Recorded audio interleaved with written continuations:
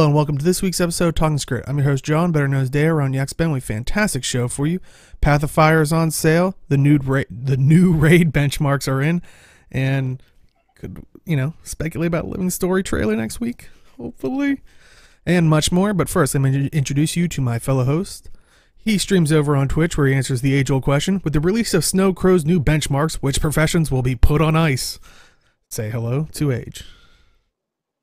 There's a pun I'm missing there. There's a joke I'm missing there. Ah, Snow, there we go. ice. Okay, yeah. Snow, ice. I got it. It's like this should be easy. Anyway, maybe? I don't know. We'll see. Well, we'll talk all about it. I mean, Necro probably, but poor Necro. Is Necro the Wildstar? I just realized that because I'm remember every time it's like poor Wildstar. Now we're just like poor Necro. Yeah, I've said Necro and Renegade. Well, so Revenant, I guess. So. Well, we'll get to talk all about that kind of stuff. But first, this past week, Arena kind of put out I think blog post, but also a YouTube video showing a kind of emphasizing the Guild Wars 2 friendships thing that they're kind of doing this whole February. And while I don't want to show the video because I know they probably gave permission to use their image and their face in their stuff, I just didn't feel comfortable. But the links will be in there. The link to the blog post if you do want to watch it. It's kind of they met through Guild Wars 2 and quested together and stuff like that, and fell in love and all. It was nice. It was sweet. But at the end and also in the blog post, they do talk about a 25% off standard and deluxe editions for PoF, and that runs from February 14th to March 7th. All you have to do is apply, and this is in the Guild Wars 2 store, so you can't go to like Best Buy or other websites or anything like that. It has to be through the Guild Wars 2 shop itself. But all you have to do is apply the promo code. It's GW2 friendships during the checkout, and you'll get the 25% off. And that was kind of the image they kind of showed off for there.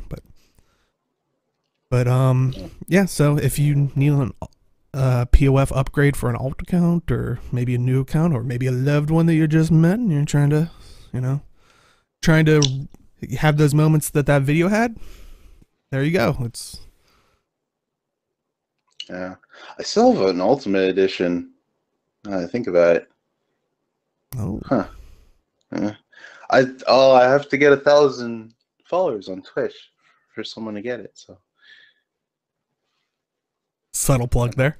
Subtle plug there. Just a little, but yeah, pretty cool. I'm actually. How long has it been? It's since September, so it's been like 6 months. 6-7 months. Wow.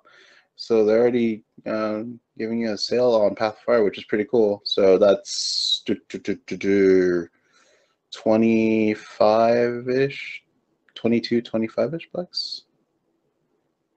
That's pretty nice.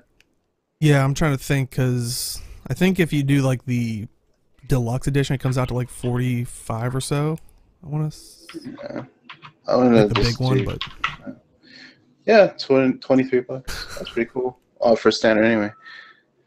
Okay, chat saying 22.50. Yeah, that's not a bad price, and you can use any of your favorite YouTubers, Twitch, artists, whatnot that have the affiliated link to. And I know Age has one. There's also Inks, who's been on the show. I know Dolphy has one. A lot of people. I know Bog Otter, PG. There's a huge list. I mean, take your pick. Yeah, there's pretty much support your favorite creators. Because I don't know 100%, but I know of last time I've heard people publicly talk about, like, I don't think it affects them, like the 25% off. I still think they get their whatever amount, which, like I said, this is me coming from the outside. Age doesn't have to talk about it because I don't know if he's allowed to or not. Oh no, I actually don't know. So okay, but it's a little bit of money here and there to them. But I don't think, and normally with other companies, that's usually not affected by them. as kind of an incentive to get more people to buy, and maybe through those affiliated links. But either way, they'll still get Yeah, some kind of kickback, even if it's a 25% off one. But pretty good. hey, Yeah. Zekriox, that is the most fair way I've heard people do it. So there you go. If you can't decide, let let RNG decide, just like Guild Wars 2. Have a roulette wheel to decide who they support. So Oh man, yeah, that's a hard roulette wheel. This is why it's like on Twitch I don't sub to anyone because I'd have to sub to way too many people. Like, it's like the parent thing. Like, if I sub to one, I have to sub to them all.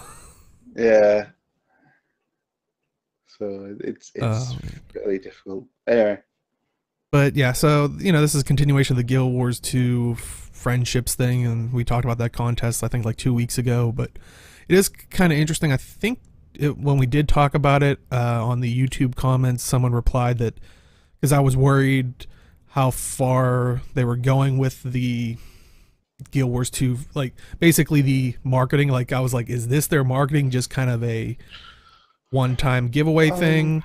And then they did this, and I think someone said that the dev replied on Reddit saying something like they were playing they have more plans with this and with this campaign. And when they worded it like that, I was pretty sure they meant like with the Guild Wars 2 friendships campaign, which I imagine they were going to do that all February because I mean, love is in the air, but friendships. yeah. I But mean, yeah, it's continuation. Go ahead. it's a interesting marketing ploy. Well, not well. I won't say ploy. That's kind of sounds devious, but uh, I'll say it's an interesting marketing strategy because they're definitely trying different avenues of marketing, and I think ever since Hot, right? Really, because you know how they went to PAXs and had all those cool booths and things like that, and they've slowly been trying things over the time, so it's kind of interesting how each one is having a different effect. So I wonder how this will have an effect. I think the marketing this time is more geared towards us, the players, in addition to getting other people in. But it's weird to describe this. Yeah. Well, and personally, it's like, and it's always easier to be the person looking on it from the outside, but it's like when I watched the like little video, I was like, would have been good if they went a little silly with it and like almost had like Mike O'Brien kind of dressed like that guy from what is it, Match.com, like one of the like that like the older guy with like white hair, and he's like, because a lot of people even made that comment. It's like, oh, this it's like the new Tinder, it's the new blah, blah, blah. It's like, they should have like tried to play up on that, like even maybe had like the corny music in the background, like we found each other in Queensdale, like like That's actually pretty funny. I like those type of videos too. Yeah, I I don't know if I haven't actually looked at a ton of those friendship tweets. I don't know if there's more videos. I saw like max 3 or 5 of them, but yeah, it's cool. yeah. Overall, I think it's good, and like I said, you can get the game for 25% off if like you said, like if you need alt accounts, caught up. If but like I said, it has to be through the Guild Wars 2 store, which is buy.guildwars2.com. So Yep, you but can make money off Lunar New Year with alt accounts. yeah, you better hurry up on that because that should be going away. What, in a week or so? Or is it this Tuesday? I'm trying to. Oh yeah, this Tuesday. Now I think about it. Will it be this? Oh, jeez. Then you better Yeah, hurry I up. think so. Yeah. Ouch, chat. Yeah. Damn. But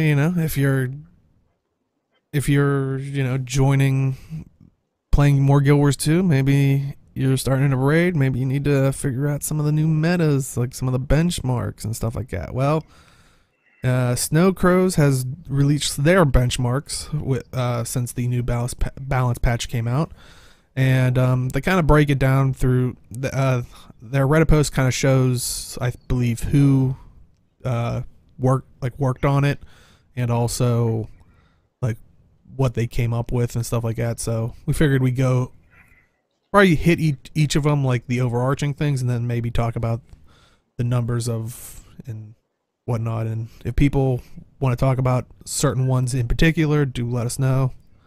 Mm-hmm. But yeah, let's just start with the way they have it. Which, I mean, first they talk about the overview of like how the alacrity changes, the confusion changes, the regeneration changes, stuff like that. Yeah. But I mean, it is interesting that they even say the alacrity changes didn't affect as much as people thought it would. No, I didn't think it would. Because alacrity is changing into a boon, you'll have more uptime in terms of the alacrity, which just means more DPS. So it was actually better. It was a better change overall for rating, because a lot of people who pump out alacrity have that concentration, so they have that boon duration. So Yeah, and unfortunately, confusion seems like a big nerf to PVE, and they say especially like a Condi engineer. yeah, I would say I'm not mad about the confusion thing, because mostly I don't really play Mesmer a lot. I don't play engineer a lot, so I didn't really get much out of confusion unless I traded for it on Thief. But it's the balance that they did was to punish people for actually using abilities more harshly than just letting them tick for the damage. And the reason that it hurts raid a lot is because actually it hurts PvE a lot, because PvE mobs don't really use a lot of skills in like rapid rotation. They'll use them like every 5 seconds or so. So Yeah, that's why it's a big nerf. yeah. I remember every time I played my Mesmer, like even before they did all the confusion changes and stuff like that. Like this is prior to all this stuff. I was like, it always felt like a Condi Mesmer at the time was mostly putting on like confusion, and it was like, this kind of feels pointless in PvE because a lot of times the mobs just attack slower, or, you know, they were. Yeah, it was pretty much like Torment, right? Unless you stack a crap ton of Torment, you won't really see the effect unless they move. So it's well, at least then you could try to kite them around or something, because yeah, once I gave him Torment, I was like, okay, I have a little bit more like use, at least in open world and stuff like that. But yeah, it's yeah. They also talk about the changes to regen. So they, you know, regeneration was changed rather than regeneration stack with the longest duration. The regeneration stacks with the strongest healing power will get the priority.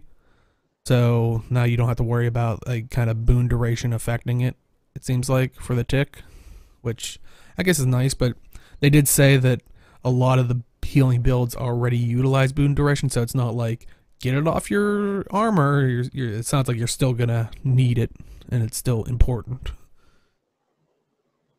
Yeah.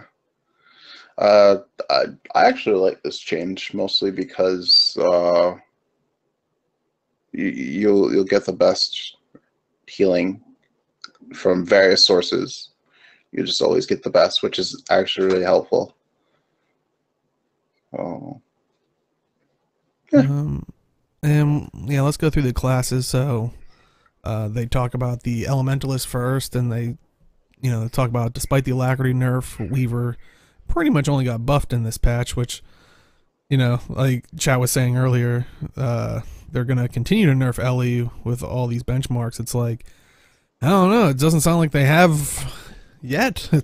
They love their Ellies. I mean, yeah, Ellie's just always going to be good, no matter what. But not much surprise there. Yeah, to be honest. And speaking of not much surprise there, and on the opposite spectrum, they talk about the Uh, Necromancer. So they kind of still say the Necromancer is pretty much the mediocre position. It did receive a few buffs, but it's still only really good on a few bosses. yeah, So it's really good for like mobs.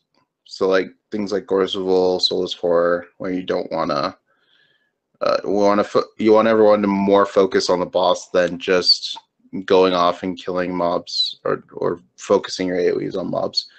So with Epi Bounce, it's really good. But otherwise, I guess there are other probably niches Necro could fill. But like if you want to run like a healing Necro, I think that might work. I wouldn't suggest it, but you know, there's other things you can do. and that is true, chat. That but it just seems like all classes can be kind of the have a glass cannon build. And it's like, and that's the hard thing to say. It's like,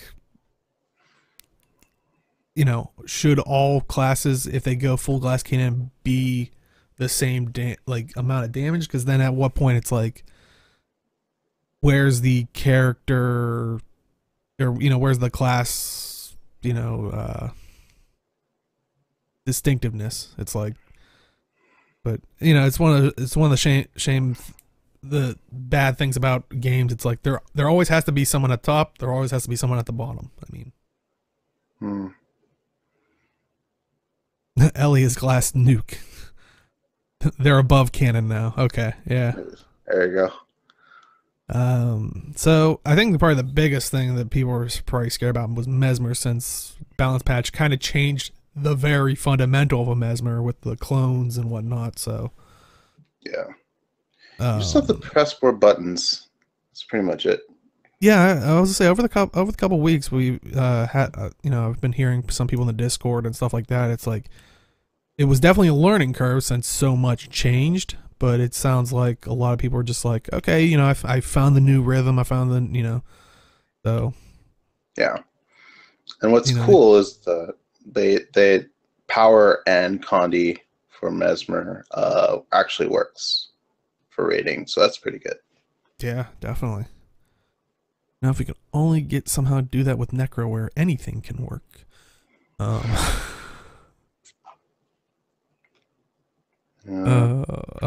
So they do talk about the Chronomancer support. Alacrity is now a boon and therefore benefits from the concentration stat.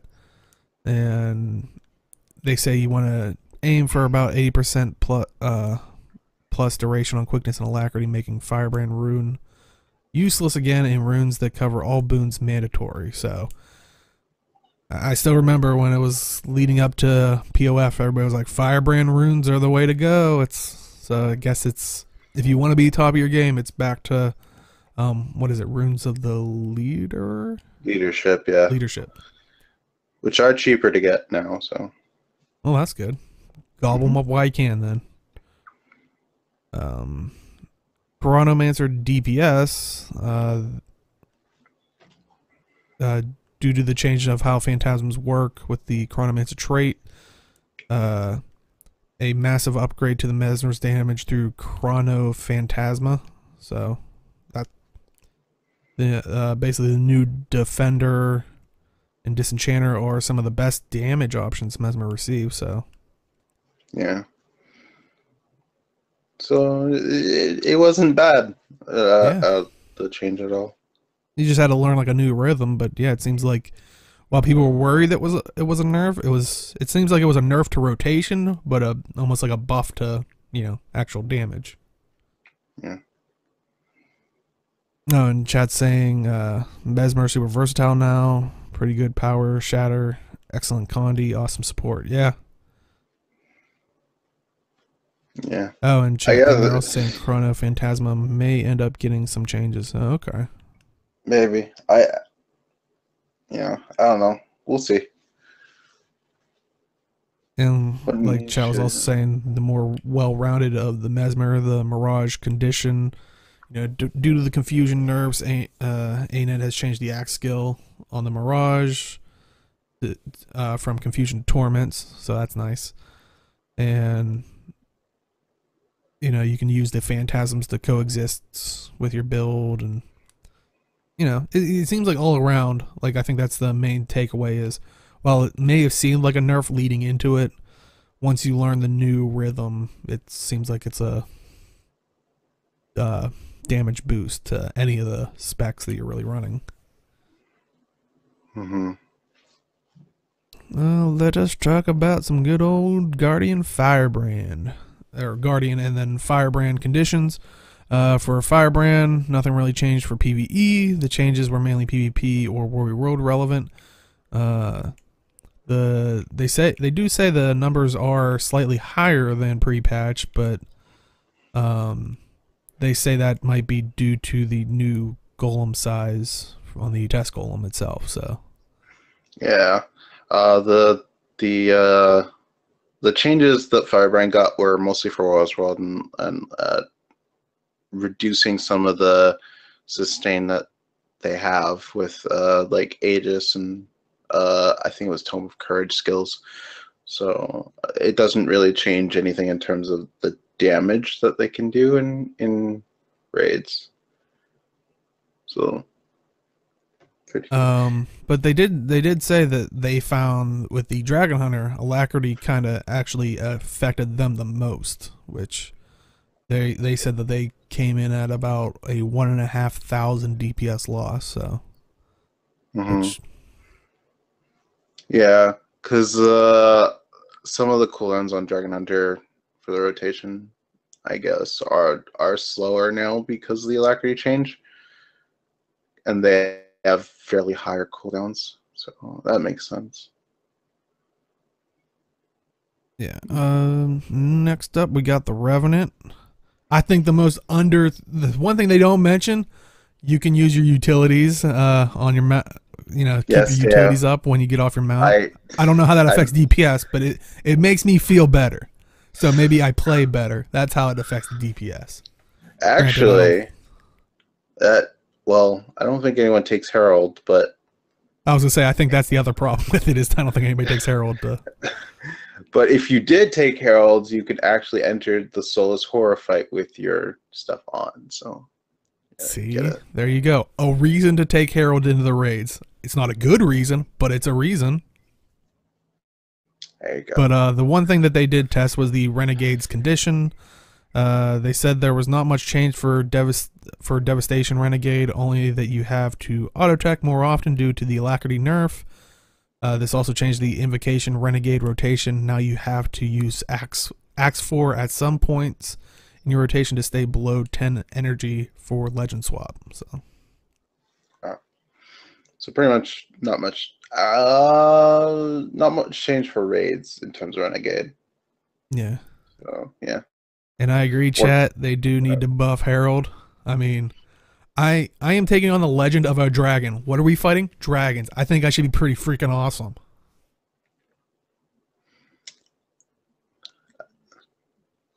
I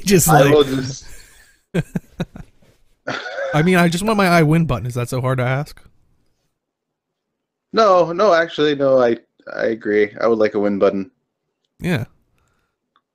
So next up we have the Warrior. So Berserker condition DPS. The trait Inspiring Battle Standard in the Discipline trait line got buffed. So supposedly it's 50% stronger banner effects for the Warrior.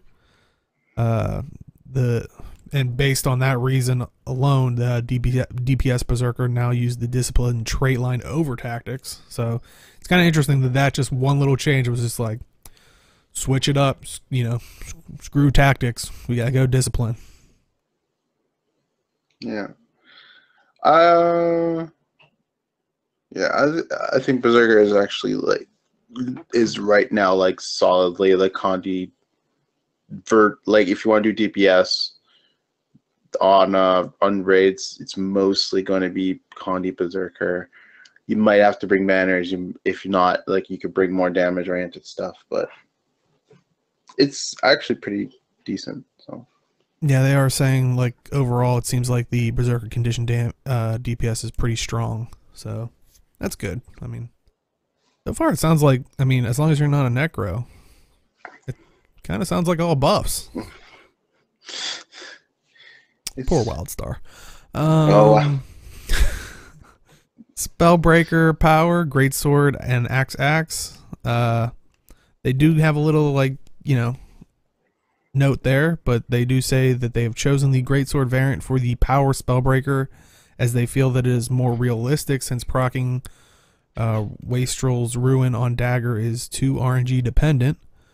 Though they are going to do more tests on to see where the dagger variant could be viable. But Yeah. you know, they talk about the recent buffs to multiple traits and skills. The Power Warrior has finally been revived from the dead. Yeah. Kind of want to see that as a note for the Necro. Come on, dead revive. Like, yeah. But Power Warrior players usually play like Spellbreaker and Fractals because it was okay to run there, but now it's this build actually works for in terms of damage. I think you can run PS Spellbreaker now, but it's still more viable to just have a Druid. So, but I do you know, like their like little line that they have here: 2013 to 2014 Dungeon Warriors, and everyone else can rejoice and feel like real fighters instead of fire-spitting archers. So I think that's a good way to sum it up. So there you go, everybody. If you wanted your Spellbreaker power, sounds like this is the perfect time for you. Next up, we have the Ranger. So Druid Condi. Not a lot changed for Condi Druid other than the cooldowns being slightly longer due to alacrity changes. Overall, this, you know, basically just delays your rotation. But they do say, which is a good thing, it's barely noticeable, I guess, damage-wise. So, yeah, I would say just overall for Ranger, nothing much changed. Maybe like a few rotation things, but honestly, I think Condi Druid, Condi Soul Beast are still pretty good. The Druid setups, whether you're healing power or Condi, are still pretty decent. So overall, I think it's fine. It's pretty much the same. and they do say for Druid power, it still remains a strong choice for bursty short phase bosses like Samurog and Sloth. Due to the moment of clarity, it's very valuable for CC if combined with skills like Storm Spirit and Glyph of Equality. However, Pet CC appears to be unaffected by the trait. Keep in mind that at least one Druid should bring Nature Magic for the additional boons for your Weavers. You know, once again, sounds like all good news for Druids so far. Yep. You survived another balance pass. Good job. It sounds like a game show. You survived another balance patch. Congratulations. It's like the rose ceremony for like the dating shows. It's like, sorry, Necro, you are eliminated. You are the weakest link. Goodbye. Oh, poor things. Soul Beast conditions. They basically said there was nothing really relevant. They kind of just said aesthetically your rotation just doesn't feel smooth anymore. But you also have to auto attack more than before. So, but it still sounds like you can, if you still like Soul Beast condition, you can still crank out the same amount of damage you were before. Yeah. Next up, we have Engineer. So core condition, thanks to the alacrity and confusion nerf, and we were kind of talking about this with the alacrity changes. Condition Engineer got hit very hard and is now a lot worse than its power counterpart. Ouch. Okay, now I feel bad because Necro isn't bottom of the pool anymore. Well, yeah, just hold that thought. Oh, okay. Keep reading. What does it say about Hollowsmith? Yeah, Hollowsmith power. Rifle Hollowsmith received a bomb auto attack nerf And with the Chronomancer changes, we have less unique conditions on bosses, which also decreased Hollowsmith's DPS. This made the pinpoint variant much worse and is only worth taking if you have more than 2 condition classes in your subgroup. Fortunately, so see, there's a silver lining, don't worry. Hollowsmith got a new trait, Thermal Vision, which provides a 5% modifier when, and this is when a foe is bleeding, to balance out the loss of pinpoint for a more selfish variant. The sword build got buffed and is now close to Rifle's DPS, but Rifle still has the edge over sword because of safer range, CC, and burst capabilities. Yeah. So you pretty much power rifle Hollowsmith is pretty much what people don't know. Yeah, but see, they made the core condition worse in favor of the Hollowsmith. They're just trying to sell PoF copies. They're screwing the right. Well, trying to be the internet here. You could get Path of Fire for 25% off.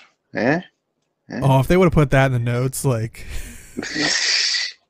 if you don't, if you want to try the Hollowsmith, it's 25% off right now. So next up, we have the Thief. So Deadeye Power. Thanks to the buffs that Deadeye received in the last patch, this spec is now somewhat viable, even if it's still not outstandingly good.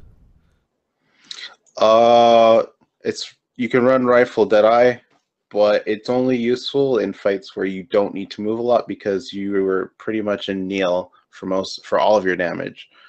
So I was able to run in a Mersat Overseer. I was able to run it on Deimos, but I can't run it on things like Samrog where I constantly need to dodge or move or jump or things like that. So yeah. So it depends where you take it. And the Daredevil Condi, the change to Alacrity changed almost nothing DPS-wise due to initiative not being affected by Alacrity. Changes to stolen abilities made Condi Daredevil a bit more supportive by being able to give almost all boons to 10 allies at Matthias and Mersat Overseer. Yeah, that sounds nice. Yeah, the steal changes for raids is really good because you get bosses give a specific item every time you steal, and it's usually beneficial to the fight. It's usually a CC, Condi conversion, and damage increase, bunch of boons, you know. And I actually really like it. I ran it. We ran 2 Thieves on Soulless Horror on Thursday, and that was the Condi conversion into double strike setup. So for every Condi I convert, everyone gets a second strike on the next attack. So it just increased their DPS a lot when we had a thief in each subgroup doing that. So it's pretty good. And chat's saying Gorseville could be a great place for Deadeye, they believe. Would you agree with that? Would that be another one? Or aren't there the moments where you kind of have to run away? Like, yes, but I would say if you could spend 85% of your time in kneel, then it's okay. Because with Gorseville, if you're doing no draft, then it's definitely worth it. If you're doing normal Gorseville, I still think it's okay because the only time when you have to move is really when you have to go to a wall, or if the egg phase is when you have to move. But you could still stay nailed and dodge that. So yeah, I think it's it does work in Gorseville. So. And then, you know, in the Reddit post, they do go over the benchmarks. Like, they actually show you the numbers, like, comparatively to the big hitbox golem or the small hitbox golem. Yeah. So I was when we were talking about it, I was starting to go down. I was like, how far do I have to go down to see a necro profession? Just under 30. It's not horrible. It's just like I keep saying in reality, this. Like, it's like within 7,000 damage, like of the damage. I'm gonna say this every single time. ArenaNet has made every profession viable for rating in terms of damage potential. The lowest you see on this, if you open it, is at 29.224. So that's 29k DPS. That is not bad at all. That is not bad at all for your average viewer. If you want to optimize, sure, go for it. But like if you want to run like whatever profession you want, there is a build for you. So that's always good. Yeah, and like you're starting to talk about that, and like chat's bringing it up, and I was gonna say that, and that was the one thing that's like, because Arena that kind of tweeted out like, you know, saying like, oh hey, check this out if you know are into rating and stuff, and boy was there people from both sides of the argument, you know, springing up, but. And a lot of people were like saying like, "Oh, you're supporting meta," and it's important, like chat saying, you know, you got to keep reminding yourself that these are builds and numbers for speed running through raids. Not everyone has to play with these specific builds. I think that's always been I guess my problem with games in general, because I was gonna say even WoW and stuff have that where the build isn't around like functionality of the fight, it's how quickly you can do it, and is the ultimate goal. Like you want to get through it as fast as possible. Which is like, I'm playing a video game, I'm already in my mind wasting my time. Like I'm having fun in an activity. Like I'm not trying to, if I don't enjoy it that much and I'm trying to get through it, then I shouldn't be playing it. Like but that's my mentality. But like, yeah, I know if you do it faster, you can get through more of them, and you can, you know, and that's the competition for some people. That's never been my mentality, but that's okay. Everybody has different, you know. Exactly. I always say this. I think I always keep saying this, but it's like you got to find a group that's right for you. Like if you want to run optimal builds, you could probably pug. You can probably like run with Snowcrows or all those guys. But if you want to, you know, run something that less optimal, there's groups for you as well. If you want to run something like really crazy, there's probably fewer groups for you, but there probably still exists in this world. But I don't understand why people got so mad about that tweet. I mean, if I read it, it's like theory crafters from Snowcrows have run and tested the numbers from the latest balance patch for PvE. Find out how to make the best use of your favorite profession. I mean, that's literally just telling you, like, hey, if you want to run an optimal build, here you go. Yeah, it's right there in the sentence, but yeah, it's kind of like it's not like they're telling you must run the only way. I didn't like when I saw that tweet. I'm like, oh, cool, they tweeted out that. So I'm like, and I just went on with my day. And I saw, I think it was a tweet from Inks that said like, wow, there's people actually ripping into that tweet. I'm like, what, really? So, and I looked. I did see that tweet, and it made me go back and look. I do have to say, when I looked at it, it didn't seem like it was that many replies to warrant, like, for me to warrant, like, yeah, there was people on both sides. You're always going to have that. Like when ArenaNet puts up a marketing thing, this isn't good enough. Or when they're talking about something, why aren't you marketing? It's like, you know, you're always going to find the extremes in every case. Like I was expecting like a mountain of like comments like, you know, you guys are only supporting. It was like, I think maybe 3 or 5 if I'm being generous. Like at least when I looked at it, I was like, it didn't seem like as much. Maybe it gets worse when I go like lower, I guess, but it didn't look too bad for me. But generally, like, you guys shouldn't have to worry about them like saying meta is best. Like they're just trying to share something from the community that's saying, hey, if you want to make the best use of your profession, like if you want to run an optimal build for PvE, here are some builds that people have made. Like that's all. And you know, that's the thing. It's meta for the premise of like Chad was saying, running raids as a speed run, as quick as possible.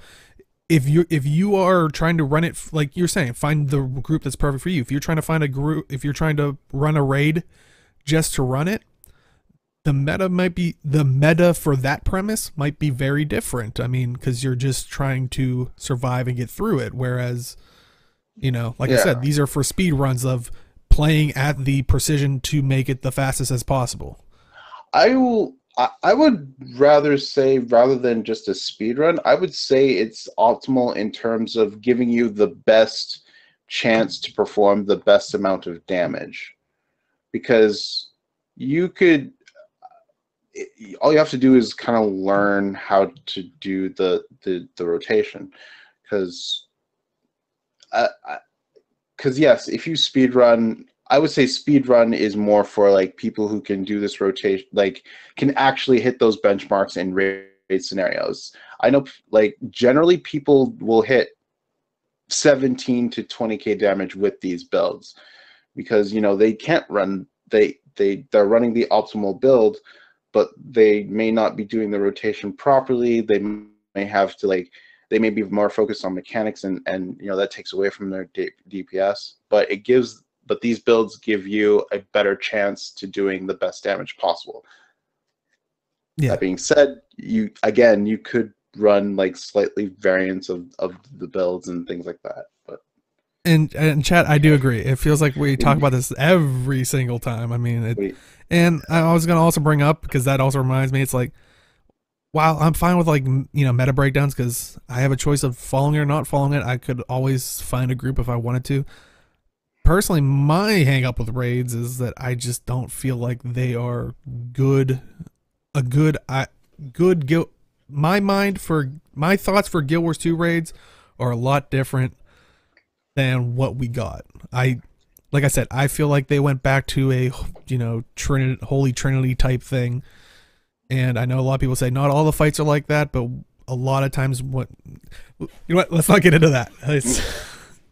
But like I said, I have different hang-ups on it, but I don't know, I'm perfectly fine with, everybody's always gonna find a meta. Before raids, like we said before, people had dungeon clearings, like these are the metas, but they were just for speed running dungeons. Like, it depends on what your premise is, then you have a meta. Be like, my premise is I want to have fun. So the meta is what build works for you, like what's fun for you. That's your meta. I mean, that's, but. Yeah.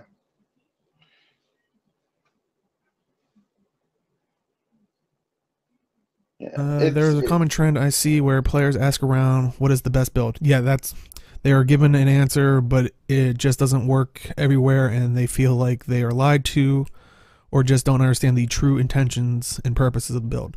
Yeah, and that's also, I think, the problem on the player is, they'll go to that thing, and like if you go to like what is it, meta battle, it's like, oh, here I type in I want the top firebrand build, and it gives me these ones. It's like, if you look at it, it's like, this is only good in World v World or a raid or fractals.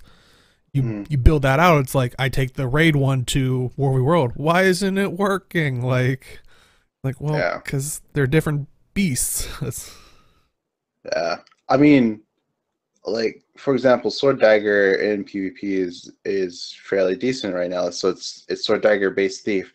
I'm terrible at Sword Dagger, so like I have to actually put in the work to actually learn that in order to be successful at it, even though it is identified as a very good build right now. So yeah, absolutely what Chad is saying. And I think that's what we're trying to say is the best build is the build that's suited for you and your playstyle and content. Like Age is saying, what'd you say, Sword Dagger is great right now, but it's not your thing. It's like you personally would be playing worse if you were trying to do that, but you play your own thing and you excel. Yeah, pretty much. But yeah, that's we can definitely talk more about that in after show and stuff like that, because like I said, that's one of those topics that could be 4-hour podcast just in of itself, and we would still get nowhere. But we were talking about different aspects of the game, we've been missing on something of recently, and it feels like we're coming around to that time, and that's the whole living story, like season, episode 2. When's that gonna Yeah, hit? And a lot of people are like feeling, when's this? Are we gonna get are we gonna get like a living story trailer, like teaser trailer? And is it gonna be soon? Like I feel like every week I know Gord from SOT on our podcast. It's like every week, are we gonna like get this one? is the I'm week. like, I want to believe, man. I just ugh. This is the week. This is the. Oh, this isn't the week. Yeah. Um. I want to say okay. So I think like most Arena employees came back mid-January. Like for like everyone. Maybe some people took like extra time off. Um. But I will say net now is fairly decent time for a new episode to come out pretty soon. Um, Last episode was what, a month after Path of Fire, I want to say. Yeah, something like that. It was right before um it was right before Winter's Day, wasn't it? Yeah, now think about it. Oh, maybe it'll be a little bit longer. Um, I would say probably the beginning of March we might get a trailer. Okay, so 2 months.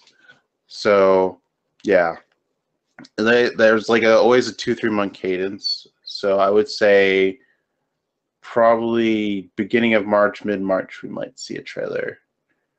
Oh, Or we might see the trailer. Okay. yeah, I think early March we might see the trailer. I'm What's wondering. next week? I'm gonna probably say early March, and I'll probably say why, because now that Zachary Ox and Chad is saying that PvP season 10 ends, they usually seem to like try not to overlap that much in the past. But I was gonna say, going back to the Path of Fire sale, that is February 14th to the 7th. Well, I think the Oh 6th we're gonna get a trailer, and that which will be that Tuesday. That still gives a day to maybe get like maybe last remaining hype people to maybe pick it up, and it'll be released maybe the 13th, which will be the end of the PvP season, so people can not have the overlapper that they've tended to do in the past. yeah, I guess that's fair. Maybe. I don't know. But Yeah, I think the 6 might be fair enough. It seems like it's a really long way away, but it does.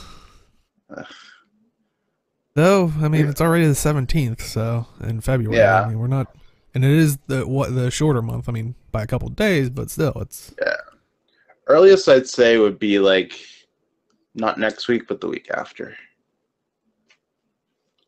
But if That is the Arena real wants to, question. Where are we gonna go in the story, and what are your thoughts on? Do you think they'll do another farm map? Because I don't know. I don't I don't know if I uh, want like however many maps we get just of farming maps, like because that'll just I don't know. It feels like you just can't go there. It's like you go there and it's like come in the train. That's all you can do. Like otherwise you're I ruining it. this is another problem I had with adding a map every living story. Um, my first fear was that they wouldn't be able to do it successfully, which they've proven me wrong about. But the other thing is that it's just you're spreading the population gradually over time, and then when you have an expansion, you're spreading them even more. So rather than reusing um, different maps that we already have, but I understand that because tier old like core Tyria has different tech than like probably the new maps or things like that. So it's a real toss up if they should be actually continuing that. I think they should actually use the Path of Fire maps if they could, but since Palau Joko's invading Tyria, we might actually go back to older maps a See, little but that's bit. my worry is will it all be instance based because it just seems like they're really stuck on the idea of time locking the maps is the problem. Unless they get another spot like Dork was where it was like it's in between a lot of the core maps. It's just, untouched land until Yeah, I don't know. I don't think.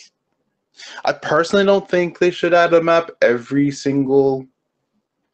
uh, every single, um, every single episode. But I agree, but I don't know. It's that one thing where you don't feel any change in the war. Like I used to love living, season one where it was like apps would yeah, change, but that became a nightmare and I guess potentially confusing for players that are coming in. But it's yeah, it's I don't know. It doesn't it doesn't feel like a living world where you're like I think people use the example all the time. You're in Lake Dork.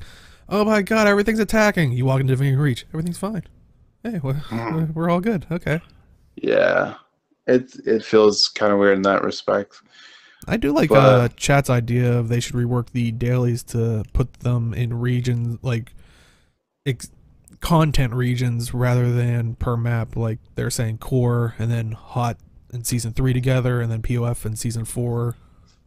yeah, yeah, they did shoot themselves in the foot because like it's just an expectation now that we get a new map, and then we get a new map, we get like a new like achievement to get, like a whole bunch of things to do.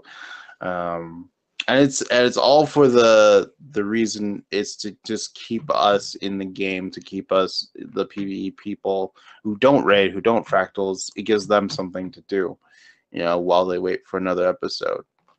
So And I mean, I talked about this in the past week when I was streaming.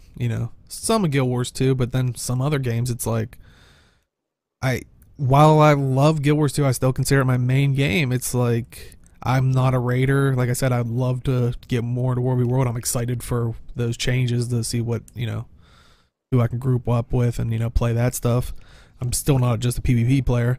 I'm not sitting here complaining we don't have any content, but I'm the direction that I think for me personally, you know, POF and then the seasons are taking. Like I'm not really an achievement hunter. Like I mhm. don't really chase after them. It's like I kind of just do the content and go. All right, that was fun. If there was anything to maybe speculate on, I'd do that. Maybe run it a couple times to maybe hear how they're saying the dialogue. But besides that, it's like I'm pretty much good for another 2 to 3 months, which it's like I don't know. It feels like for me achievements. It feels like busy work and stuff like that, where it's like go do this 10 times, and then oh yeah, no, now do it 20 times. Oh yeah, no, now do it 30 times. Okay, now you finished. Okay. I always check when the last like what is the total amount because I don't want to waste my time like looking over and over again when it changes. But I just I think downtime in an MMO is not that bad, especially for a game like Guild Wars 2 that doesn't have a sub because you can go like clear some games off your Steam list, or you can play some other games that you've been meaning to get back into. Like I've been getting back into League of Legends recently. I've been playing a lot of Overwatch, trying to get better at it. Playing some BDO, a little bit of Warframe here and there, you know, and I still need to go back into Assassin's Creed, but you know, I'm actually finding the time to actually play some other games, and while I wait for my main game to actually play some content that I want to play right now. So And like chat's saying, like they can kind of complete the achievements and never go like really don't go back to the maps. It's like yeah, the it's the only reason I ever went back to maps is so I can get trinkets for my other characters, but most of my characters that I need for raiding are pretty much geared out. So there are other games out there, believe it or not. And not all of them want to stuff loot boxes in your face. I know for some people, Guild Wars 2 is their first MMO, but it is not the first MMO. So yes, there are other games out there in the. Yeah. But yeah, it's definitely in an interesting spot because Tetris. Because it was always that case of, like, I still remember the interview with Colin Johansson of like one of the interviewers, of course, I think this was like leading up to the launch of Guild Wars 2, and someone was like, so is this gonna beat WoW? And he just gives his laugh like, you're trying to trap me, you fool. I saw your trap card, and, and he was like, the great thing about Guild Wars 2 is, there's no sub. He's like, you can do both. You can walk, step away from the game and come back, and you're kind of in the same, you don't have to worry about getting better gear. You might have to switch your gear around depending on a balance patch or something, or your playstyle changing up. But yeah, it's it's good for that aspect. I'm just curious of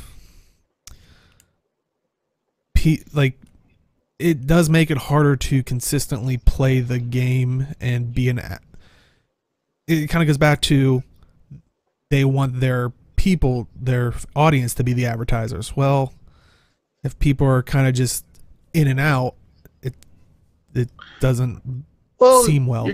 You're gonna have those players who always play Guild Wars 2 no matter what. Like, there's like Latimer, Mighty Teapot, those guys, like, they love the game, so they'll just always keep playing it. So, like, I would say like 90 to 100% of their time they're mostly playing the game, if anything. Yeah. They're streaming it. So yeah. And yes, for some people like Wispy Jim and Chat, they've got plenty of things to work towards in Guild Wars 2 to even think of other games. So, I need to finish my legendary before the end of the month. Well, there you go. I have like 10 days to do that. Okay. Challenge accepted. If only you could just buy it straight out of the gem store, right? Am I right? No, that ruins everything. Yeah. You're right. That would be horrible to get out of the gem store. But there are stuff in the gem store you can get. And always thank you to Dolphin.net. Check out Dolphin.net so you can spend your gems more wisely. So first up, we have a new item, the Imperial Guard outfit, and it is for 700 gems. Do remember, it is an outfit, so it is all or nothing. You can hide the head slot and has 4 die channels. But I know a lot of people that were kind of sad by it because it's kind of reminiscent of the Guild Wars. It's the same name as the Guild Wars 1 stuff of the Imperial Guard, but it's very different from the Imperial Guard of Guild Wars 1. And okay, it is reminiscent.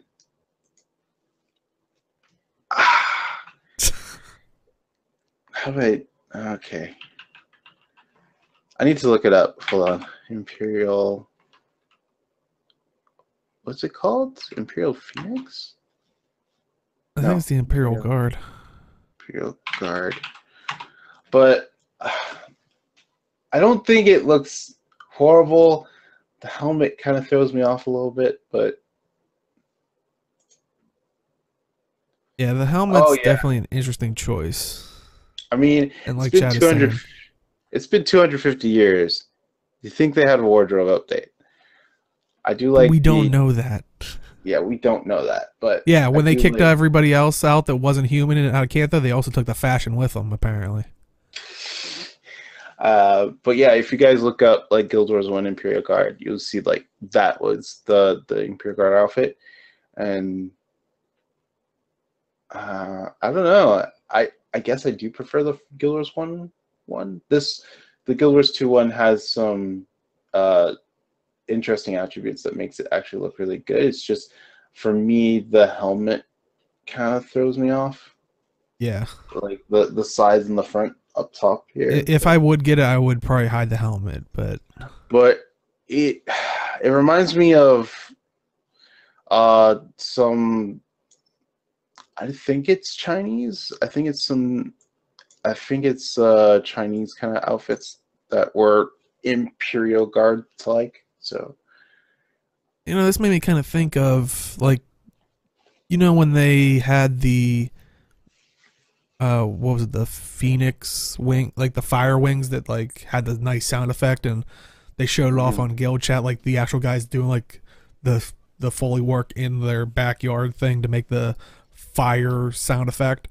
And it was like, we talked about, this made it so much more valuable, like hearing that and showing the work that was put into it. I'd almost like to see like a like small video of like maybe showing like where they got the inspiration from, because like what you're saying and what uh Chad is kind of saying, it just feels like that like people were lost on the helmet. So maybe, like Chad is now saying, and what you're saying, it seems Chinese inspired. Maybe if they actually saw a picture of like, oh yeah, this is where we kind of got the idea and the concept, and we played around with it, and maybe that might Yeah, help some people. yeah. I that would be actually pretty interesting if they do that every now and then, if they're not overburdened. Yeah. But yeah. So, are you going to be picking up the Imperial Guard outfit? Uh no.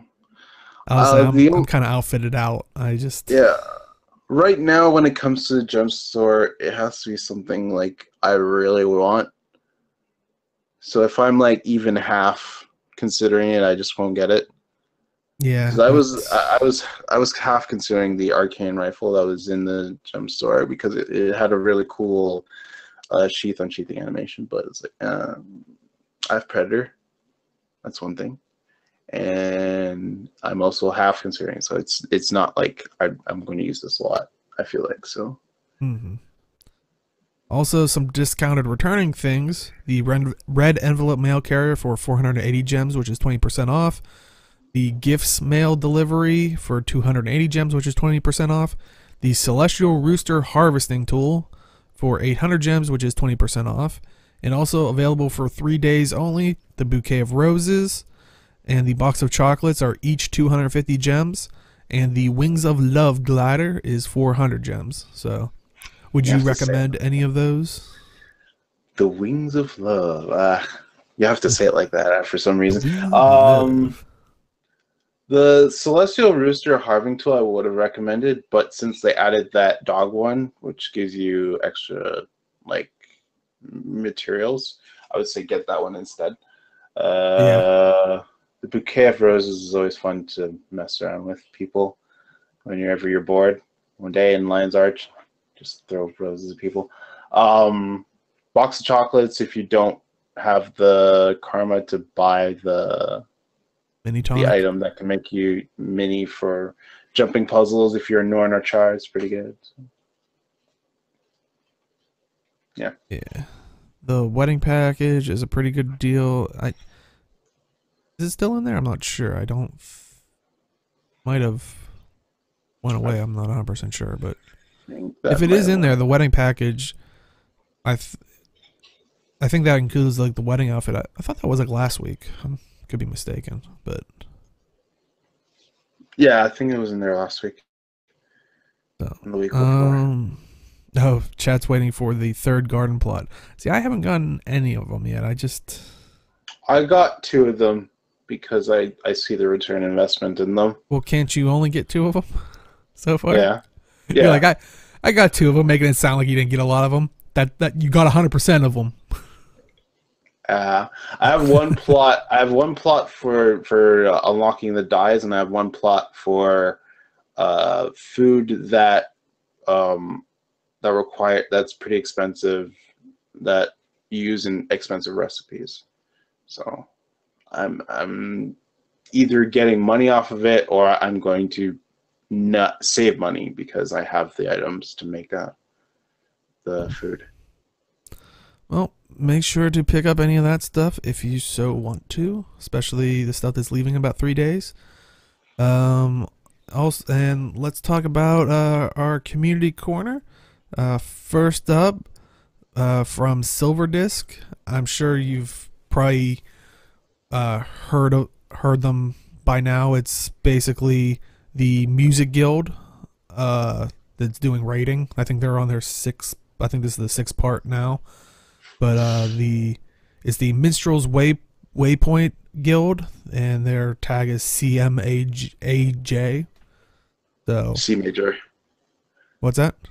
C major. Ah, I didn't know. Ah. I'm not a music person. But yeah, it's pretty entertaining. Like this is like a small clip of part 6, and that I just kind of pieced together real quick, and you can kind of see they do put a great effort into it. Like they have like kind of the what people are saying inside written on top of it, and have like a couple pictures and stuff. You know, they definitely have fun with it, and it's yeah. I agree with Chad. I put the beginning part of the guinea pig story, but if you want to watch the whole thing, definitely, you know, if you're watching this on YouTube, the link will be in the description. Definitely watch the whole thing for the guinea pig story. Yeah, I think they really will put together their guild to have fun as well. Honestly, like if you ever seen Bogart's Guild mission videos, you'll like these pretty much. Yeah, that's probably that's a pretty good comparison, I would say. Like it's literally just entertaining. It's just like a guild having fun together, and you know, cracking jokes and telling stories and things like that. So.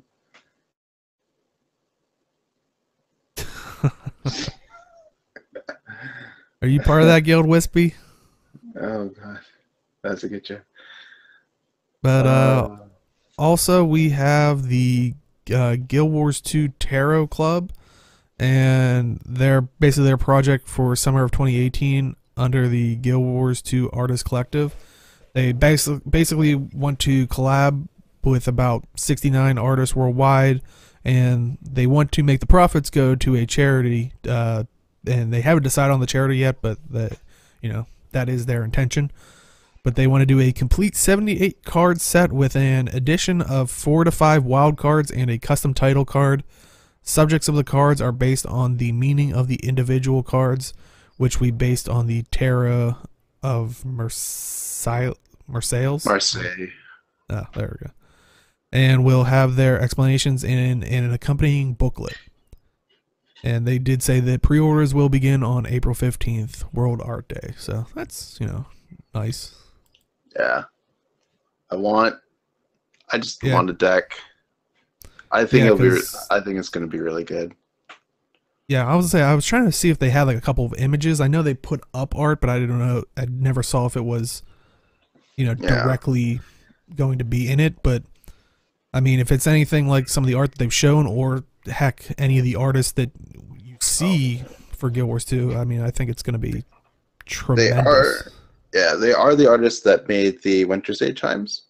If you guys have seen a look at that, so.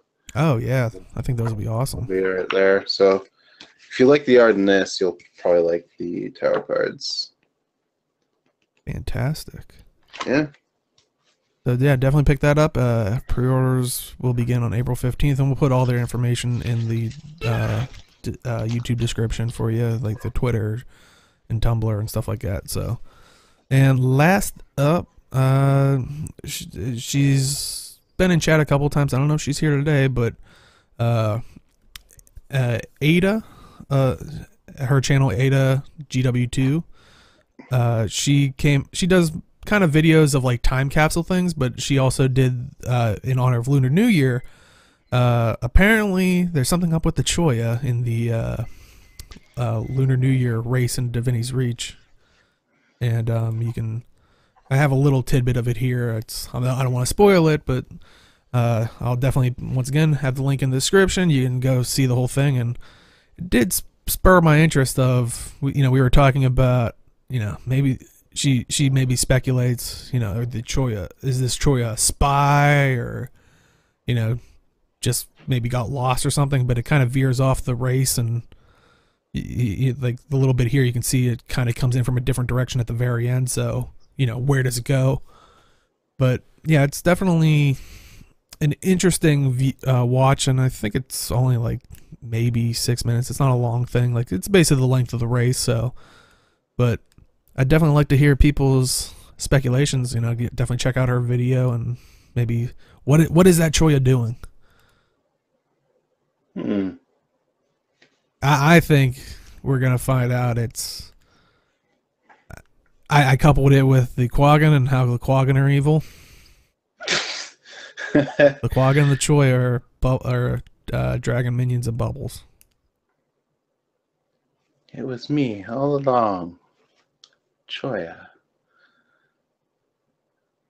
But yeah, definitely check that out. And that seems like that is it for this week. So, Age, where can they find you? You can find me on Twitch, Twitter, and YouTube at Age Night Road. I was supposed to make a video yesterday, but I passed out. So, my idea is, like, I've been really bad about putting up videos, and there's a reason why.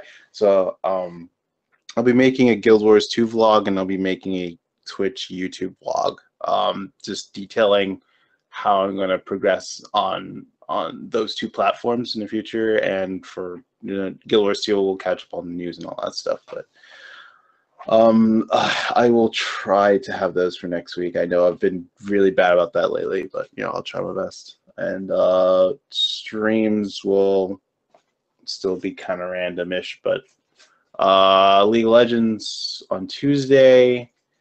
I'll try to put in some Overwatch and Guild Wars 2. So. Awesome. And you can find me at simply_Deo on Twitch and Twitter. And like I said, I'm trying to maybe do one stream a week for at least Guild Wars 2, but I've also been playing Warframe and whatever sparks my interest. But right now I'm with that balance change of the Revenant, the Herald Revenant, able to use its utilities. I'm now taking it through PoF because that just killed me. Like, honestly, every time I just jumped off the mount, I'm like, oh yeah, let me resummon all my things. Okay. Oh, that's like that was such the most anticlimactic thing where it was like, yeah, my raptor does a tail whip. I'm ready for bed. Oh wait, hold on. Buff. Okay, you were like, so now it's just like right in the action. So, but and if you are popping at the very end, do stick around. We do an after show, and we do highlight on Twitch, but we do also put on YouTube. So whatever platform you prefer, just search Talking Skritt. We're usually the first one that pops up. And on YouTube, that'll go up on Sundays at noon Eastern, 9 a.m. Pacific. But if you can't make it out to the live show and watch me not hit record like I did, no.